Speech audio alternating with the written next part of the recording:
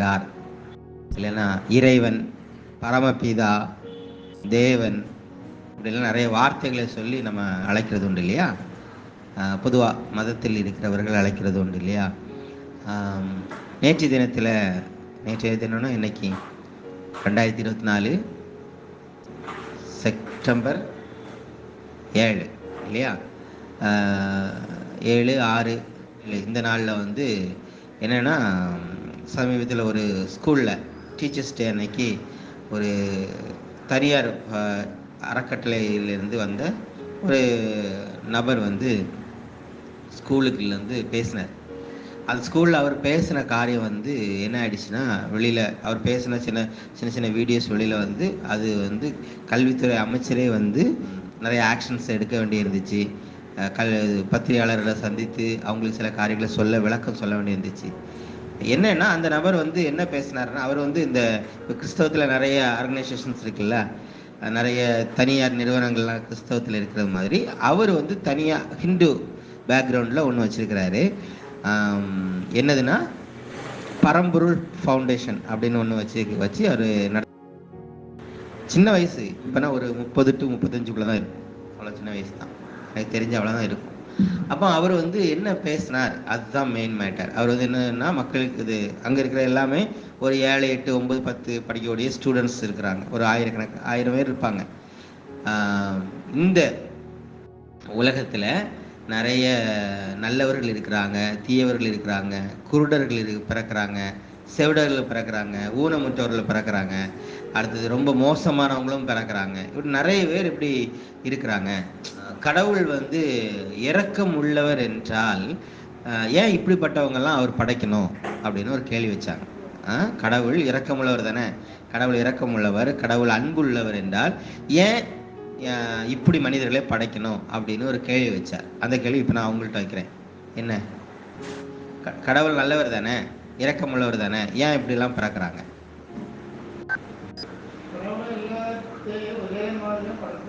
குருடர்கள் செவிடர்லாம் பிறக்கிறாங்கல்ல, அப்போ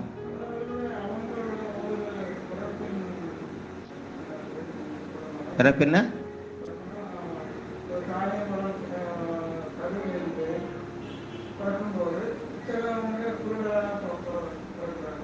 அதுதான் ஏன்னு, தாயின் கருவில் இருந்தால் குருடரா பிறக்கிறாங்க, அது எல்லாருக்கும் தெரியுது. அது ஏன் பிறக்கிறாங்க? நல்லா நடக்கக்கூடியவங்களும் பிறக்கிறாங்க, கண்ணு தெரிஞ்சவங்களும் பிறக்கிறாங்க, கண்ணு தெரியாதவங்களும் பிறக்கிறாங்க. ஏன் பிறக்கிறாங்க? கடவுள் தானே எல்லாரும் பிறக்க வைக்கிறாரு. அப்போ ஏன் கடவுள் ஒரு ஆளை நல்ல எல்லா உடம்புல உள்ள எல்லாம் பெர்ஃபெக்டாக இருக்கிற மாதிரியும் பிறக்க வைக்கிறாரு, குருடராகவும் பிறக்க வைக்கிறாரு? ஏன் பிறக்க வைக்கிறாரு?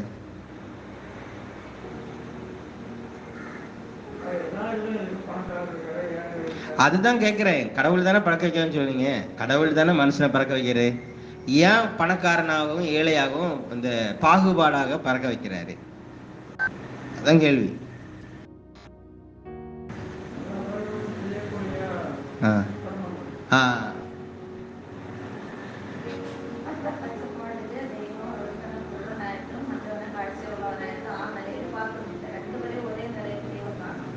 தெய்வம் பார்க்குற பார்வையை நான் சொல்லலை. மனிதர்கள் இந்த பூமியில பிறக்கும் பொழுது குருடர்களாகவும் செவிடர்களாகவும் பிறக்கிறாங்க, இன்னொரு பக்கம் நல்ல ஆரோக்கியம் உள்ளவர்களாகவும் பிறக்கிறாங்க. என்ன காரணம்? கடவுள் மனிதனை பிறக்க வைக்கிறார் என்றால் கடவுள் ஒரே மாதிரி தானே பிறக்க வைக்கணும், அப்படித்தானே? ஏன் பிறக்கிறாங்க? சொல்லக்கூடிய காரியம் என்னன்னா, கர்மம். என்ன கர்மம்? கர்மம்னா செய்யற செயல்கள், அப்படித்தானே? இது ஒரு பிறவிலே ஒருத்தன் குருடனா பிறக்கிறான், அவன் என்ன பாவம் செஞ்சான்? பாவங்கிறது பூமியில வந்து ஏதாவது செஞ்சா தானே பாவம். வயிற்றில் இருக்கும்போதே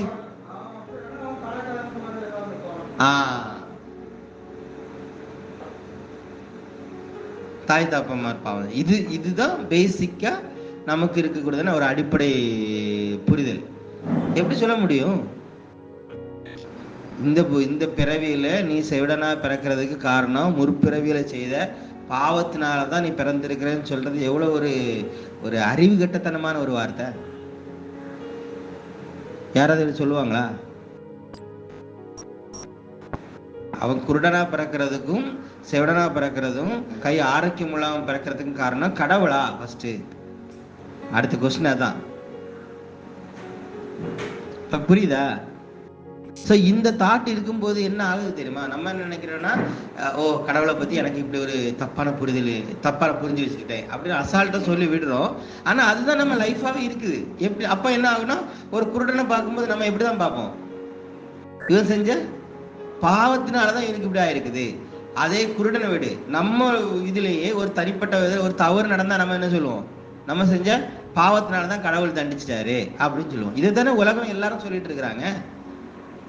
இதுக்கு கடவுளுக்கு என்ன சம்மந்தம் இருக்குது? அந்த அந்த நபர் பேசும்போது இதுக்கு, அதாவது இந்த குருடர்கள் செவிடர்கள் இந்த பூமியில பிறக்க காரணம் கடவுள் நல்லவர் தான். ஆனா அவங்க அப்படி பிறக்க காரணம்னா முன் ஜென்மத்துல செய்த பாவம். அதாவது அவர் இந்த பூமியில இப்ப மனுஷனா பார்த்திருக்காங்களா, மனுஷன் பிறக்கிறதுக்கு முந்தின ஒரு ஜென்மம் இருக்குது. அந்த ஜென்மத்துல அவன் செஞ்ச பாவத்தினாலதான் இன்னைக்கு மோசமா பிறந்திருக்கிறான். ஸோ இப்போ இந்த பூமியில நீங்க இருக்கீங்க இல்லையா, அந்த ஸ்டூடெண்ட்ஸ் அவர் அப்பதான் சொல்ற, இந்த பூமியில நீங்க இருக்கிறீங்க இல்லையா, நீங்க எப்படி இருக்கணும்? நல்ல காரியங்களை செஞ்சு இருந்தாதான் அடுத்த பிறவியில நல்லா வாழ முடியும் அப்படின்னு அவர் சொல்ல போய் அது பெரிய இஷ்யூ ஆகி கேஸ் ஆகி இப்போ அரெஸ்ட் பண்ணியிருக்கிறாங்க. இப்போ முற்ஜென்மத்தில் நடக்கக்கூடிய பாவத்தினாலதான் நான் குருடன் ஆயிருக்கிறேன். குருடன் மட்டும் கிடையாது. அப்போ இதை நீங்க அப்படியே எடுத்து நீங்க கிறிஸ்தவத்துல கொண்டு வருவோமே. கிறிஸ்தவத்துல என்ன சொல்லுவாங்க? ஒரு முறை இயேசு கிறிஸ்துவோட சீடர்களை போய் இயேசு கிறிஸ்து போகும்போது சீடர்கள் கேட்பாங்க, இவன் இப்படி இருக்க காரணம் என்னது?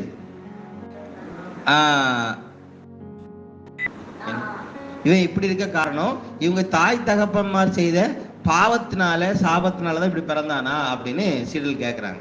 சோ சீடர்கள் அப்படி கேட்கறதுக்கு காரணம் என்ன? சீடர்கள் அப்படி கேட்க காரணம் என்ன? ஏன்னா அவங்க அப்படிதான் படிச்சு வச்சிருந்தாங்க. அப்படிதான் அவங்களுக்கு சொல்லி கொடுக்கப்பட்டிருந்தது. புரியுதா? அவங்களுக்கு ஒரு மனுஷன் இந்த பூமியில பணம் இல்லாம இருக்க, செல்வம் இல்லாம இருக்கிறான்னா அது அவன் செய்த பாவத்தின் விளைவினால கடவுள் கொடுத்த சாபம். ஒருவன் குருடனாகவோ செவிடனாகவோ கால் ஊனமுற்றவனாகவோ பிறந்தால் அவனுடைய முற்பிதாக்கள் செய்த பாவத்தின் விளைவினால கடவுள் சபிச்சிட்டாரு அப்படின்னு எங்க சொல்லப்பட்டிருக்குன்னா, பழைய ஏற்பாட்டுல நிறைய இடங்களில் வேத வசனங்கள் அது சொல்லப்பட்டிருக்கு.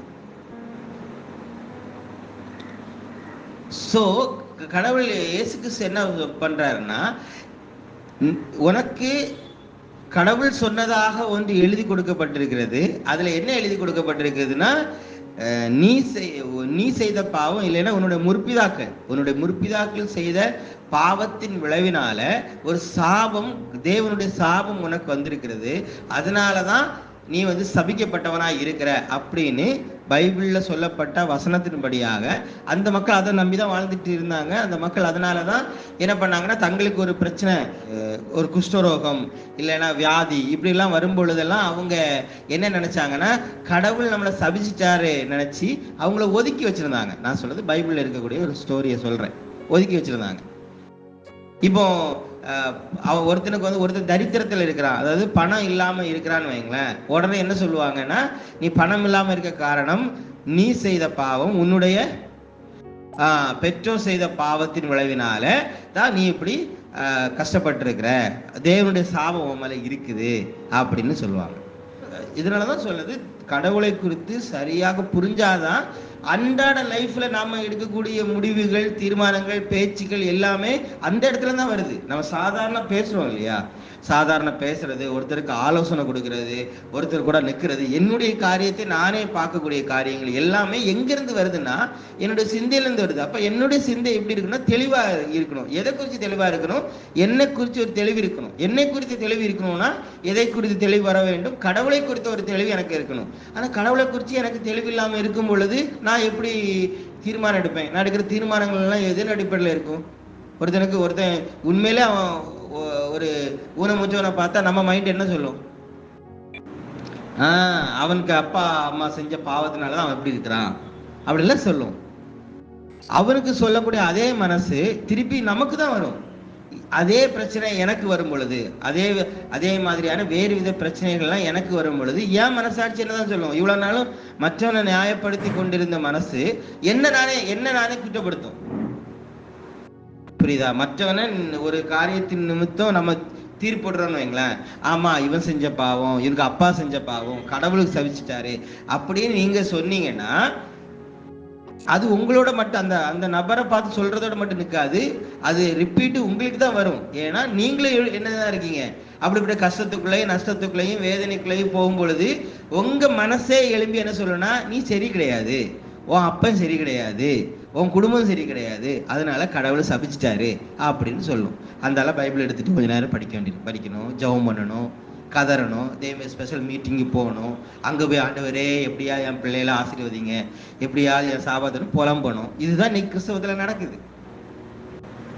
அப்போ முதலாவது நல்லா தெரிஞ்சிருக்க வேண்டியது என்னதுன்னா, என்னை குறித்த தெளிவு எனக்கு சரியா வேணும். நான் யாரு, நான் எப்படிப்பட்ட நிலையில இருக்கிறேன், இந்த பூமியில நான் எப்படிப்பட்ட நிலையில வந்தேன், கடவுள் என்கிறவர் அந்த நம்பிக்கை எனக்குள்ள எப்படி வந்தது, அந்த கடவுளை நான் முன்னாடி எப்படி பார்த்துட்டு இருந்தேன், இப்ப நான் எப்படி பார்க்கிறேன் என்கிற தெளிவு எனக்கு இல்லைன்னா குழப்பம் சாகுற வரை அந்த குழப்பம் எனக்குள்ள இருக்கும். தெளிவா இருக்கிற மாதிரி தான் தெரியும், வெளியில பார்க்கும்போது தெளிவா முடிவெடுக்கிற மாதிரி தெரியும், தெளிவா பேசுற மாதிரி தெரியும். ஆனா குழப்பம் என்னுடைய இருதயத்தை ஆக்கிரமித்து கொண்டிருக்கும். அது எங்க தெரியும்னா எனக்கு தான் தெரியும். நான் குழப்பத்துல இருக்கிறேனா, நான் கஷ்டத்துல இருக்கிறேனா, கவலையில இருக்கிறேனா, எரிச்சல்ல இருக்கிறேனா, பொறாமையில இருக்கிறேனா, இல்ல மன வேதனையில இருக்கிறேனா, இல்ல தனிமைப்படுத்தப்பட்ட சூழல்ல என் மனசு அடிக்கடி போயிட்டு வருது. சிலவங்களுக்கு பாத்தீங்கன்னா திடீர்னால மனசு போகும், நான் தனியா இருக்கிறேன், நான் தனிமையில இருக்கிறேன், அப்படிப்பட்ட ஒரு மனநிலை வருதா? எல்லாரும் சுத்தி இருந்தாலும் நான் தனியா இருக்கிறேங்கிற ஃபீல் வருது. தனியா இருக்கிறது தப்பு கிடையாது, தனியா இருக்கிறது தப்பு கிடையாது. ஆனா தனிமையா இருக்கிறேங்கிற உணர்வுக்குள்ள மனசு போகுது பத்தியா, அதுதான் தவறான புரிதல். யாருமே இல்லை, தனியா இருக்கிறோம், அதெல்லாம் தப்பு கிடையாது. ஆனா உனக்கு உன்னை குறித்த ஒரு தெளிவு இருக்கும் பொழுது அந்த தனியா இருக்கிறது கூட உனக்கு தனிமையை தராது. தனியா இருக்கிறதுங்கிறது வேற, தனிமையா இருப்பதுங்கிறது வேற. தனியான என்னது, யாருமே இல்லை, நான் மட்டும் இருக்கிறேன். தனிமையா இருக்கிறதுன்னா நான் மட்டும்தான் இருக்கிறேன், யாருமே எனக்கு கிடையாதுங்கிற ஒரு உணர்வுக்குள்ள போய் என்னை நானே காயப்படுத்திக் கொள்கிற ஒரு நிலை. ஸோ இதுக்கெல்லாம் மெயின் காரணம் என்னன்னா, அந்த கடவுள் என்கிற ஒரு காரியத்தை குறித்ததான ஒரு புரிதல்ல தான் பிரச்சனை இருக்குது. இப்போ நான் நேரமே சொன்னேன் இல்லையா, அந்த அந்த வாலிப சகோ தம்பி தான், அவன் பேசின அந்த வீடியோ ரொம்ப வைரல் ஆகி, அந்த வீடியோலாம் நான் பிறகு அடுத்த வாரத்தில் போட்டு காட்டுறேன். நான் பேசுறேன் இல்லையா, என்னை கொண்டு மைக்கு முன்னாடி நிப்பாட்டும் போது நான் பேசுறது எப்படி இருக்குன்னு தெரியும். ஏன்னா பேட்டி கேட்கும் போதெல்லாம் அவங்க அந்த அவனுக்கு சீடர்கள் நிறைய இருப்பாங்கல்ல, அவங்ககிட்ட மயக்க நீட் நான் ஒவ்வொருத்தனும் உளர்ற கேட்டா அவ்வளோ அபத்தமா இருக்குது. ஆமா, அவர் என்ன சொன்னாரு, ஒருத்த மேலவே, அதாவது ஆளார் ஈக்குன்னு சொன்னாலும் என்ன சொல்றாருன்னா, கடவுள் குருடனை படைக்க காரணம் என்னன்னா அவன் செய்த பாவத்தினால சாபத்தினால அப்படின்னு அவன் சொல்றாங்கல்ல. ஆமா உண்மைதானே, எல்லாரும் ஒண்ணு கிடையாதுல்ல, இவன் முதலமைச்சர் இருக்கிறாரு, அவரும் நானும் ஒன்னா அப்படிங்கிறான். அந்த ஆசிரமத்துல படிச்சுக்கூடிய இல்லைன்னா அந்த சபையில் இருக்கக்கூடிய விசுவாசின்னு வைங்க, அந்த சபையில் இருக்கிற விசுவாசிட்ட போய் கேட்டா, பேட்டி கேட்கிறவன் பத்திரிகையாளர்கள் எப்படிப்பட்ட ஆட்கள், கேட்கிற கேள்வியெல்லாம் எப்படி நீங்க சொல்ல, அது இல்லை சார், நீங்க அதை இப்படி பாருங்க சார்னா அவன் எடுத்துக்காட்டா சொல்றதும் அவன் கொடுக்குற பதில் அவனை கொடுக்க முடியல. இப்ப நான் என்ன கேட்கிறேன்னா, இப்ப நாம சபையா இருக்கிறோம்னு சொல்றோம் இல்லையா, நம்மகிட்ட கடவுள் நம்பிக்கைன்னு கேட்டா ஒருத்தன், ஏன்னா கடவுள் நம்பிக்கைங்கிற ஒரு ஏரியா எல்லாருக்கும் என்னது கருத்துக்கள் வேற மாதிரி இருந்தாலும் அந்த அந்த மெயின் பாயிண்ட்ங்கிறது ஒரு இடத்துல இருக்கணும். இப்போ ஒருத்தர் கடவுள் தெய்வீகம் கடவுள் என்கிறவர் எனக்குள்ள இருக்கிறார், அந்த பாயிண்ட்ல எல்லாரும் ஒன்னா வரோம்னு வைங்களேன். இந்த கூட்டத்துக்குள்ள ஒருத்தர் இல்ல கடவுளை நான் வெளியில தான் பாக்குறேன் அப்படின்னு சொல்லும்போது அங்க இணைஞ்சு போகவே முடியாது, அங்க முரண்பாடு தான் வரும். எனக்குள் இருக்கிறார் எனக்கு பல்வேறு கருத்து இருக்கும், எனக்குள்ள எப்படி செயல்படுகிறாரு, நானே எப்படி அந்த கடவுளுடைய தன்மையில இருக்கிறேங்கிற காரியத்தை குறித்து எனக்கும் பப்பைக்குமா பிரசாத்துக்கும் பலவித புரிதல்களை பல காரியங்கள் இருக்கும். அதை நம்ம அதை ஷேர் பண்ணதான் இங்க இருக்கிறோம். என்ன சொல்ல வரேன் புரியுதா? இப்போ நம்ம ஒரு குடும்பம்னு சொல்லும் பொழுது அந்த குடும்பத்தில் அம்மா, அப்பா, பிள்ளைகள், சகோதரர்கள் எல்லாரும் ஒரு ஒரு ஒரு காரியத்துக்கு, இப்போ ஃபார் எக்ஸாம்பிள் குடும்பத்தில் திருமணம் நடக்குன்னா, மகனுக்கு திருமணம் நடக்குன்னா அங்கே அந்த மகனுடைய அம்மா அப்பாவுக்கும் சரி, சகோதரர்களுக்கு எல்லாருக்குமே மகன் யாருன்னு தெரியும். திருமணம் செய்ய போகக்கூடிய அந்த மகள் யாருன்னு தெரியுமா தெரியாதா? டேட் என்னன்னு தெரியுமா தெரியாது. இப்போ அப்பாட்ட போய் கேட்குறாங்க, மகனுக்கு திருமணம் செப்டம்பர் 10 வச்சிருக்கீங்க, எப்படி இருக்குது? மகனுக்கு திருமணமா? அப்படியா, சரியா தெரியலையே அப்படின்னு சொன்ன என்ன அர்த்தம்? என்ன அர்த்தம்? நான் கேட்குறேன், நீங்க என்ன அப்படி அப்படி வந்து அப்பா வந்து ஒரு புரிதலுக்கு, மகனுக்கு செப்டம்பர் 10 மேரேஜா இருக்குது தெரியாதே அப்படின்னு ஒருத்தர் சொல்றாரு. ஒருத்தர் அண்ணன்ட்ட போய் கேட்குறாங்க, உங்க தம்பிக்கு மேரேஜ் ஆமே 10ஆம் தேதி. 10ஆம் தேதியா மேரேஜ்? இல்லையே, செப்டம்பர் 11ஆம் தேதியில மேரேஜ் அப்படின்னு அண்ணங்காரன் சொல்றான். எப்படி இருக்கும்? இப்படி ஒரு குடும்பத்துல ஒருத்தர் சொல்றாங்கன்னா நீங்க அதை அந்த குடும்பத்தை எப்படி பாக்குறீங்க? உங்கள்கிட்ட தான் கேட்குறேன்.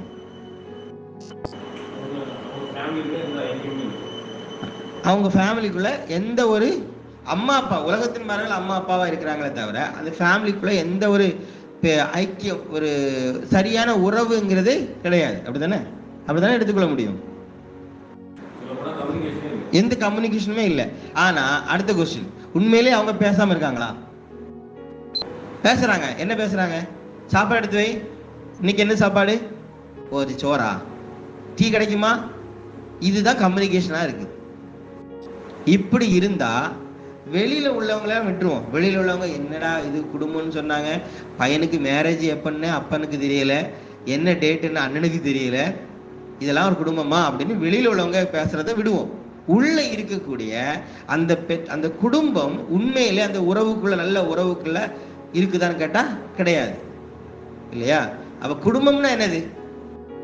குடும்பம் என்றால் அது அவரை ஒவ்வொரு ஆளுக்கும் ஒரு புரிதல் இருக்கு, இல்லையா? மொத்தத்தில் சொல்லப்போனா நல்ல ஒரு உறவுக்குள்ள இருக்கக்கூடிய ஒரு காரியம். அதே இதுதான் நீங்க வந்து ஒரு சபை என்று சொல்லும் பொழுது அந்த உறவு எதன் அடிப்படையில் வருது? இப்போ நம்ம நேரம் குடும்பம்னு சொன்னோம் இல்லையா? அந்த குடும்பம் ஒருத்தர் ஒருத்தருக்கு புரிதல்கள் வித்தியாசமா இருக்குது, பேச்சுவார்த்தை இல்லை அப்படின்னு சொன்னாலும் அவங்க ஒரே வீட்டுக்குள்ளதான் இருக்காங்க. காரணம் என்னன்னா அவங்க குடும்பமா இருக்கிறதுனால. அப்படிதானே? பேசல, அவன் தம்பியை பத்தி தெரியல, அண்ணனை பத்தி தெரியல, அப்பாவை பத்தி தெரியல, பிள்ளையை பத்தி தெரியல, யாருக்கும் தெரியல, சரியான பேச்சுவார்த்தை இல்லை என்றாலும் அவங்க ஒரே வீட்டுக்குள்ள இருக்க காரணம் என்னன்னா ஒரே குடும்பக்காரங்கனால, இல்லையா? அந்த ஒரு ஏரியா கரெக்ட், யாரும் மாற்ற முடியாது. அப்போ ஒரே குடும்பக்காரங்க அப்படின்னு சொல்லி கொண்டாலும் பேச்சுக்கு இந்த சொசைட்டிக்கு ஒரே குடும்பக்காரன்னு சொல்லிக்கலாமே தவிர உறவுக்கு அது சரியா இருக்குதான்னு கேட்டா கிடையாது. சோ குடும்பம் என்கிற வார்த்தையினால எந்த பிரயோஜனமும் கிடையாது. குடும்பம் என்கிற வார்த்தைக்குள்ளாக ஒரே அம்மா அப்பாவுக்கு பிறந்த சகோதரர்கள் ஒன்றாக ஒரே செவருக்குள்ள இருந்தாலும் அந்த கம்யூனிகேஷன் எதுவுமே இல்லாம இருக்கிறதுனால குடும்பம் என்கிற வேர்டுக்கு வேல்யூவே இல்லாம போகுது. இப்போ குடும்பம் என்கிற அந்த ஒரு சென்டென்ஸ் இருக்கு இல்லையா, அது குறித்த ஒரு புரிதல் எல்லாருக்குள்ளயும் சரியா வந்துடுச்சுன்னா என்ன ஆயிராங்க? எல்லாமே கிளியர் ஆயிரும். பேச வேண்டியது பேசிடுவாங்க, சொல்ல வேண்டியது சொல்லிடுவாங்க, கொடுக்க வேண்டியது கொடுத்துருவாங்க. அங்க எல்லாமே ரிலேஷன், உறவின் அடிப்படையில் எல்லாமே பகிர்ந்தளிக்கப்படும். அங்க பேச்சுவார்த்தை வரும், காயம் வரும், கசப்பு வரும், எல்லாமே வந்தாலும் எல்லாருக்குள்ளயும் ஒரு கம்யூனிகேஷன் இருந்துட்டே இருக்கும். தெளிவான ஒரு நீருடைய போல போயிட்டு இருக்கும். எந்த குழப்பமும் அவங்களுக்குள்ள இருக்காது. பையனுக்கு கல்யாணம் எப்போன்னு அப்பாட்ட கேட்டா அப்பா குழம்ப மாட்டார். அப்படி ஒரு பையன் இருக்கானா கேட்க மாட்டார். ஏன்னா பையன் கூட கம்யூனிகேஷன்ல இருக்கிறார். பையனுக்கு என்ன சொல்றது, என்னைக்கு மேரேஜ் எல்லா தெளிவும் தெரியும், சகோதரனுக்கு தெரியும், மற்றவங்களுக்கு தெரியும், குடும்பத்துல எல்லாருக்குமே தெரியும். இப்போ எந்த இது அப்படி இந்த குடும்பம்ங்கிறது அப்படி நீங்க சபையை கொண்டு வாங்களேன்.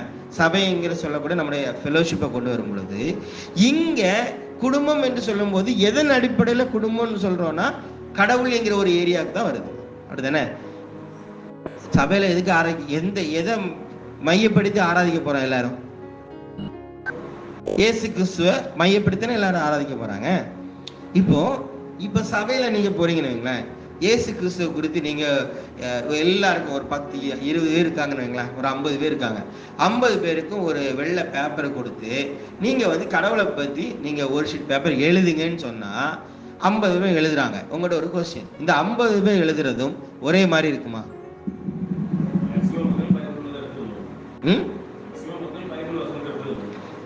பைபிள் வசனத்தையே எழுதினாலும் ஒரே மாதிரி இருக்குமா? ஒரே மாதிரி இருக்குன்னா, ஒருத்தன் கடவுள் இயேசு கிறிஸ்து ஒருத்தர், ஒருத்தன் கடவுள் 3 பேரா இருக்கிறாரு, ஒருத்தர் 1 இருக்கிறாரு, ஒருத்தர் 4 இருக்கிறாரு, ஒருத்தர் இப்ப இருக்கிறாரு, உள்ள இருக்கிறாரு, ஒருத்தர் பரலோகத்துல இருக்கிறாரு.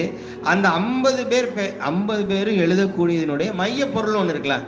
பல்வேறு வசனங்கள் அவங்க எழுதினாலும் ஒரு மைய பொருள் ஒரே இடத்துல குவிந்து நிற்குமான்னு கேட்டான்னு நிற்காது. சோ அந்த பிரச்சனை சபைகளில் அந்த கடவுளை குறித்த பல்வேறு புரிதல்கள் இருக்கிறதுனாலதான் அங்க பிரச்சனை ஆகுது. அங்க ஒரு மனம் என்கிற காரியம் அங்க வரமாட்டு, தானா உருவாக மாட்டேது.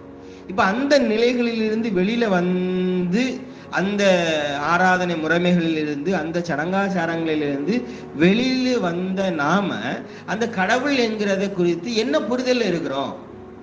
கடவுளை குறித்துதான உங்களோட புரிதல் என்ன? அதுல அந்த புரிதலை குறித்து ஒரு தெளிவு உங்களுக்கு இல்லாத பட்சத்துல அந்த சபைங்கிற ஏரியாக்குள்ள ஒரு மனம் வருமா அப்படின்னா அதற்கு வாய்ப்பே கிடையாது. அதனாலதான் நான் திரும்ப திரும்ப என்ன சொல்ல வரேன்னா, அந்த தெய்வீகம் என்கிற காரியத்துக்கு கடவுளை குறித்து நீங்களும் பேசுங்க. இப்போ வெளியில இருக்கிறவங்க, இப்போ வெளியில உள்ளவங்க ஞாயிற்றுக்கிழமை வர்றாங்க, அவங்க சிலப்போ பேசுறாங்க, இல்லை ஏன்ட தனிப்பட்ட விதத்துல பேசுறாங்க, சில கேள்விகள் வைக்கிறாங்க, நான் பேசுறேன், எடுக்கிறேன். அவங்க என்ன பேசுறாங்கங்கிற காரியத்தெல்லாம் நான் அடுத்து ஏதோ ஒரு சண்டை வரும் பொழுது அதையும் நான் இந்த இடத்துல பேசுறேன் இல்லையா? அந்த தெய்வீகத்தை குறித்து சரியான புரிதலுக்குள்ள நாம வரணும்னா நம்ம பேசணும்.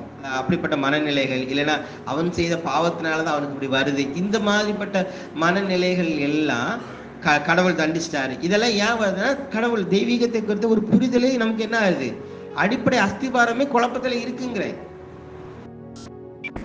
சோ அந்த குழப்பத்துல இருக்கும் பொழுது அது என்ன ஆயிடுது தெரியுமா? பணத்தை வச்சு அக்கா தம்பி உறவு, அக்கா தங்கச்சி உறவு, அம்மா அப்பா உறவு, பணத்தை வச்சு வந்துன்னு வைங்களேன், உங்களால சரியா அந்த ரிலேஷன்ஷிப்பை கொண்டு போக முடியாது. பணம் இருக்கிறவன ஒரு இடத்துலையும் பணம் இல்லாதவன் இன்னொரு இடத்துல தான் பார்க்க. பேரண்ட்ஸே நீங்க எடுத்து பார்த்தீங்கன்னா, பேரண்ட்ஸே வச்சிருப்பாங்க, பணம் வச்சிருக்கிற மகனை ஒரு இடத்துலையும் பணம் இல்லாதவனை ஒரு இடத்துல வைப்பாங்க. அது மாறி மாறி நடக்கும். சில குடும்பத்துல பணம் வச்சிருக்கிறவன ரொம்ப மேன்மையா வச்சிருப்பாங்க, பணம் இல்லாதவன அசால்ட்டா நடத்துவாங்க. சில குடும்பத்துல பணம் வச்சிருக்கிறவன உருவி அவனை இல்லாம ஆக்கிடுவாங்க. கஷ்டப்படுறான், அவன் கஷ்டப்படுறான், நீ நல்லா தானே இருக்கிற. பேரண்ட்ஸ் என்ன நினைக்கிறாங்கன்னா, ரெண்டு பிள்ளைகள், ஒருத்தர் நல்லா இருக்கிறான், ஒருத்தர் நல்லா இல்லை. அவன் நல்லா இருக்கிறான்னா, அவன் நல்லா இருக்கிறதுக்கு அவன் சும்மா நல்லா இருந்தானா? அந்த இடத்துக்கு போறதுக்கு அவன் எவ்வளோ ஏரியா பாதை வழியா அவன் போய் ஒரு இடத்துல நின்றுப்பான்.